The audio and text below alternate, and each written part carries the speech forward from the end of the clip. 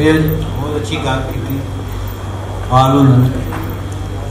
साजद जी सानू तुसीं यह दसो कि तुहानूं लगता है कि कई जिहड़े साडे नौजवान लिखण वाले ने वो काली काली कुछ करना चाहते हैं, छेती छेती किते पढ़ना चाहते हैं, मुताले की कोई कमी लगती है, कहानियां कच्चियां ने, कोई उन्होंने कोई किवें तुसीं जिहड़ा ना मैं सुझाव दिओ सानूं कि किवें सानूं मेहनत करनी चाहिए है, की पढ़ना चाहिए, की लिखना चाहिए।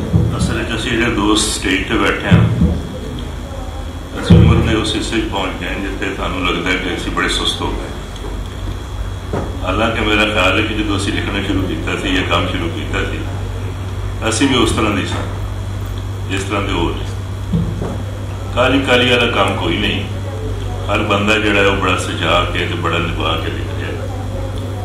और अगर काली वाला काम होंदा तो मेरा ख्याल है कि एक साल 18 किताबां ना आनियां, बल्कि 38 किताबां आनियां कम अज कम, क्योंकि बल्क जिहड़ा है वो कोई इतना अहम नहीं होता। असल एक चीज़ है कि तुसीं लिख की रहे हो और उसका म्यार की।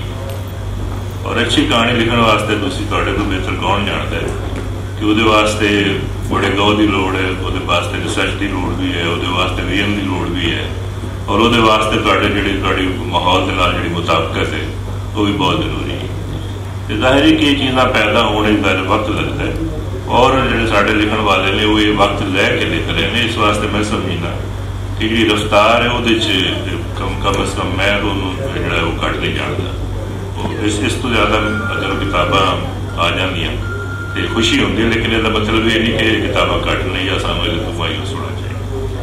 बाकी की लिखना चाहिए है मेरा ख्याल है असीं किसी को भी नहीं दस सकते तो ना ही दसना चाहिए, क्योंकि हर आदमी जिहड़ा है वो तुहाडे समैत या मेरे समैत या बाल समैत या सामने जिहड़े दोस्त बैठे ने, हर आदमी अपने इर्द गिर्द तो या अपने अंदर तो ही कहानी लैंदा है, और वो कहानी जिहड़ी है वही उहदी इनफरादियत होती है। अगर असीं किसी को यह कहांगे कि जी फलां चीज़ लिख तो फलां ना लिख, असीं उहदी आज़ादी को महदूद करांगे, और मेरा ख्याल है किसी लिखण वाले की आज़ादी को महदूद करने का सानूं किसी तरह का कोई हक नहीं पहुँचता। हाँ ये जरूर है कि जी साडी लीडरशिप बेहतर होनी चाहिए। वो वास्ते जिस तरह के पाल साहब ने कहा कि सानूं ज़ाहिर जो तक असीं पंजाबी ज़बान को रिवाज नहीं देंगे, असीं पंजाबी कल्चर को जिहड़ा वो इत्थे आम नहीं करांगे, उस वक्त तक सानूं ज़ाहिर कारी का मिलना मुश्किल है। लेकिन मैं खैर इसको कोई मायूस नहीं है। मेरा ज़ाती तजर्बा क्योंकि तुसीं मैनूं दस्सिया कि मैं उर्दू भी लिखना, तो मेरा ज़ाती तजर्बा है कि उर्दू का कारी तो उसको भी ज़्यादा कर के और उर्दू की कोई किताब भी 300 तो ज़्यादा नहीं छपती, कम अज कम मैं उन्होंने बंदियां चो जी 500 किताबें नहीं छप रही है।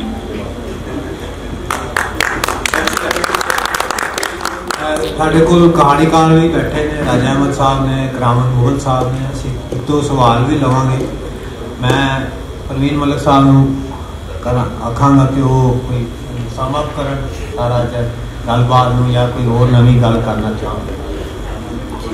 हुण तक पंजाबी कहानी दे मौजूआत बारे, उहदी तकनीक बारे, उहदी जुबान बारे, उहदे पिछोकड़ बारे यह सारी गलबात बड़े सोहने और भरवे तरीके नाल दोस्तां ने कीती है। ते उहदे ते बजाय दे के असी लम्मा रिड़का पाइए, बेहतर हुंदा है कि गल जिहड़ी मुख्तसर होवे पर अगले तक अपने।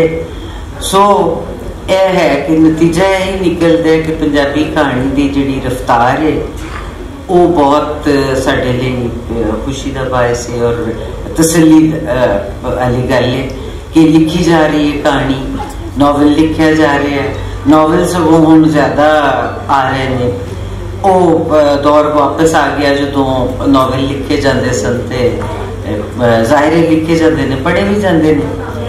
एक साडे कोल कमी है, वो है कि साडा रीडर जिहड़ा है वो मैनूं नहीं लगता कि बहुत ज़्यादा वधिया होवे, वो गिनती उत्थे ही खड़ी है।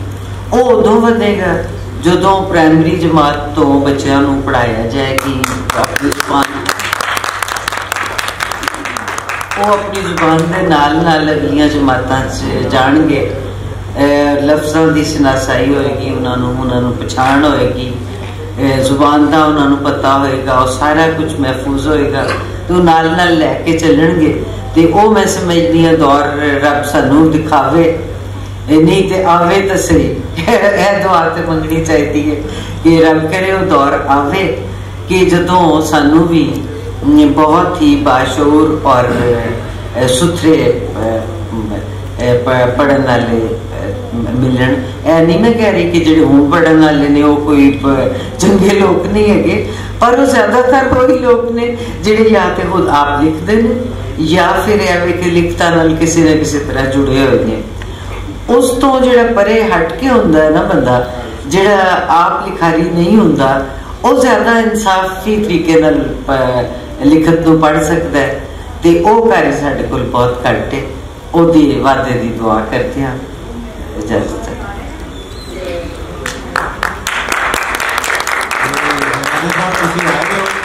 कितने साल बाद आए हो? पंजाबी कहानियां पढ़ते हो?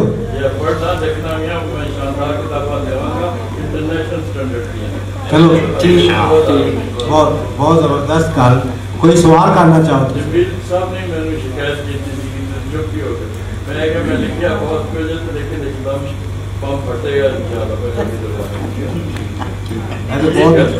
बड़े पुराने कहानीकार हो, एक तो सीनियर है, बहुत कुछ आएगा और यादगार होगा। जो कुछ तुसी पढ़ रहे हो, देख रहे हो इस वेले, जो पंजाबी कहानी है, हाँ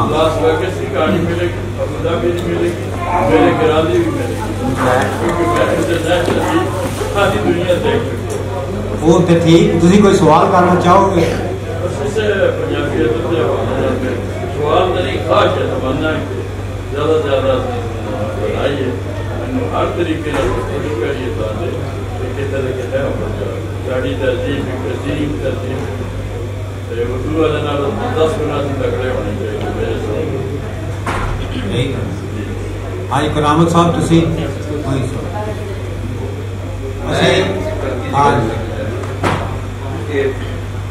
कहानी रीडर जिन्हें मदर साहबा ने गल की जिन्हें पढ़ाई नहीं जाएगी उन्होंने जिस तक सानू नवे रीडर या स्टूडेंट्स या वो जो आप लिखने वाले नहीं वो कहानी को पढ़ने की एक आम उदाहरण रीडर के तौर पर मैनू ये लगता है कि किताब की पढ़ाई का मामला जो ना बहुत घट गया है। उर्दू का जिवें साजिद साहब ने भी गल की वो भी वो पंजाबी तो भी घट गया है। वो किसी हद तक करना नहीं चाहिए, पंजाबी बाहर थले जाती क्योंकि किसी ने पढ़े नहीं, कहता भी नहीं पढ़े। हुण जिहड़े टूल बदल गए थोड़े जिहे साडे कोल मुशायरे तो बड़े होंदे ने, पर कहानी नूं खेडना, कहानी नूं ब्रॉडकास्ट करना अज जमाना है लिसनिंग का। पिछले दिन मैं आसफ सरदारी का इंटरव्यू सुन रहा थी, कहना मैं कहते तुम अजकल की पढ़ रहे हो? कहना मैं पढ़ता तो कुछ नहीं, अजकल पढ़ कुछ नहीं होता, पर मैं जिन्नियां किताबां मैं सुनता। मतलब सारी किताबां जिहड़ी भी अदारे पब्लिशर्स ने वो हुण ओहदी आडियो बुक बना रहे। कि कोई गड्डी च जांदा सुन लैंदा, कोई ओहदे कोल CD है वो घर में हैडफोन ला के सुन ले, आप बिल्कुल आराम करते हो कहानी सुन सकता हो, पढ़न भी या ड्राइव कर रहे हो या कहानी के जो सैशनस ने बड़े अच्छे लैवल के लोगों को इकट्ठा करके उन्होंने बहुत काम भी ना करो। कहानियां के दरबार जड़े ने थां थां हर जगह एक कहानी सुनाने की रवायत हो उन्होंने अंदर कोई चेचक लगे, कोई खिंच पवे। मैं इस हवाले इस आडियो की लिसनिंग के हवाले सारा डिजिटलाइज हो गया, तो इस हवाले सानू कुछ विरोध बनाने की लोड़ है। ये बारे मैं चाहूँगा कि सारे हाँ जी यकीनन होना चाहिए, पर गल फिर उत्थे ही आती है ना कि साडे असीं खिलोते कित्थे है, पंजाबी कित्थे खिलोती है। जे तो सरकारी दरबारे होवे ना ये जिहड़ा काम है ये वास्ते ज़ाहिर पैसा भी चाहिए, टाइम भी चाहिए, माहिरीन भी चाहिए। तो साढ़े को मैं अपनी जाती गल करांगा कि लोकाई कई बार कोई बंदा एक गैर हाजिर हो तो नैट नहीं भेज सकते, या नैट खराब है या कोई वजह तो नैट नहीं जाता साडा अखबार। तो जिथे इहो जी पोजीशन होवे उत्थे केस्टां शेस्टां जिहड़ियां ने कौन तैयार करेगा तो किस तरह खिलारेगा। होना यकीनन चाहिए है कि जो कुछ जमाना दूजा कर रहा, जो कुछ अंग्रेजी च हो रहा है वो पंजाबी च होना चाहिए। पर जिहड़े अंग्रेजी वाले ने उन्होंने वसायल तुसीं देखो तो अपने वसायल नाल मुकाबला करो तो वो पहाड़ ते कीड़ी जिन्ना फर्क तो कम अज कम है। आर साहब ने बहुत अच्छी गल की कमल फरोज साहब कि ये जो काम है ना जो तुम फरमाया लिसनिंग वाला और थोड़े को किसी गैजेट जो चीज़ मौजूद हो, ये सिर्फ अजे अंग्रेजी तक मैं क्योंकि थोड़ा बहुत मैंने पता है पाकिस्तान की किसी जुबान च नहीं होया, पंजाबी तो है की होना, मतलब सिंधी जी साढ़े तो बहुत अगे है कल्चरली वो भी काम नहीं होया, और हिंदुस्तान भी तेलुगु मलयालम या हिंदी च अजे उत्थे भी ये काम नहीं होया।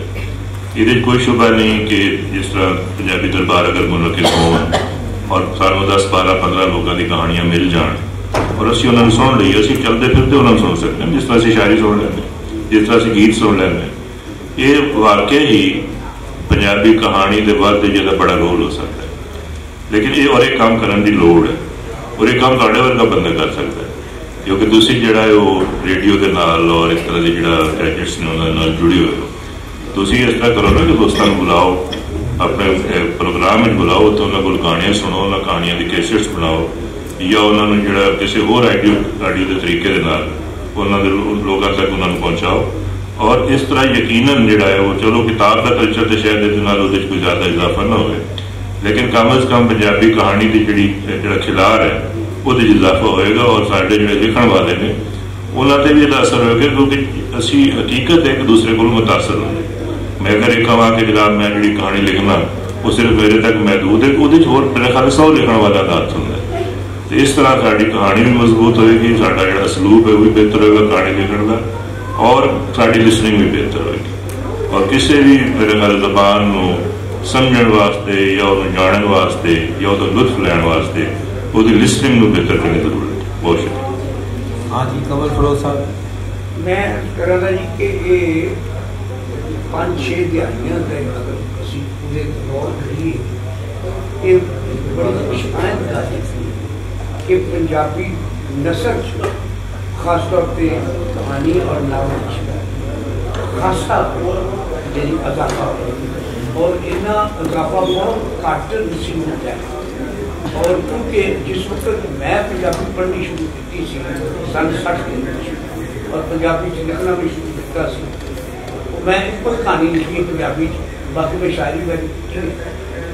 उस वक्त पंजाबी नसर के सिर्फ 2 किताबें जो अशफाकुद्दीन के पंजाबी अफसाने सन, एक नावल से उदों मैं 60 के पंजाबी फाजुल का इम्तिहान किया, 2 ही किताबा उदों MA पंजाबी नहीं सी होता जिस वक्त मैं पंजाबी पढ़ तो उदों ये 2 ही किताबा नसर दियाँ मिलियाँ मैंने, ये अलावा नसर पढ़ने कुछ है ही नहीं। और अज तुसी देखो कि साढ़े जो मौजूदा दोस्त बैठे थे और इस तो पहले जो दोस्त सन उन्होंने पंजाबी वास्ते जितना काम आसिफ अलानी जंगी फाल अलानी और